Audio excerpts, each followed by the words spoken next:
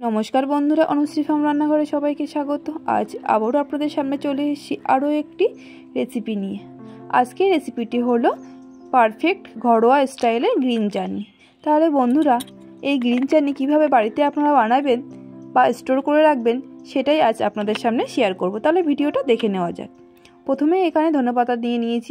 আমি এখানে শুধু ধনেপাতা দিয়েই বানাবো। আপনারা চাইলে পুদিনা পাতাও দিতে পারেন। সেক্ষেত্রে ধনেপাতা যে পরিমাণ নেবেন তার হাফ পুদিনা পাতা দেবেন।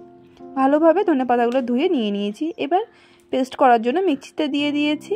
তার ভিতরে দিয়ে দেব 2টো কাঁচা লঙ্কা, আর দিয়ে দেব 2 কোয়া রসুন ও 1 টেবিল চামচ আদা বাটা, ও দিয়ে দেব এখানে লেবু রস। আমি এখানে গন্ধরস লেবু নিয়েছি, এখান থেকে 1 ফালি লেবু রস দিয়ে দেব। গন্ধরস লেবু দিলে তার টেস্ট ও স্বাদ ভালো হয়, যার জন্য আমি এই লেবুটাই অ্যাড করছি। আপনারা চাইলে নর্মাল লেবু অ্যাড করতে পারেন। ওর সাথে দিয়ে দেব 1 চামচের মতো ভিনিগার। এটা চাটনিটাকে অনেকক্ষণ লং লাস্টিং করবে ও ভালো রাখবে, তার জন্য 1 চামচ ভিনিগার দিয়ে দিয়েছি।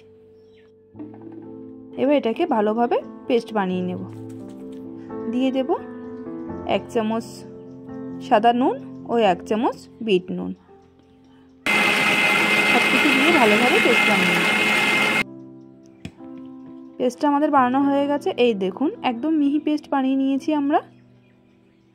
খুব সুন্দরভাবে পেস্টটা তৈরি হয়ে গেছে। প্রথমেই আমরা গ্রিন চাটনিটা বানিয়ে নিয়েছি। এবার যে আরেক রকম গ্রিন চাটনি বানাবো তার জন্য নিয়ে নেব 4 থেকে 5 টেবিল চামচ গ্রিন চাটনি, ও তার সাথে আমরা অ্যাড করে দেব টক দই। এখানে টক দইয়ের পরিমাণ নিয়েছি 3 থেকে 4 টেবিল চামচ। টক দই ও গ্রিন চাটনি ভালোভাবে মিশিয়ে তৈরি হয়ে যাবে আমাদের আরেক রকম গ্রিন চাটনি।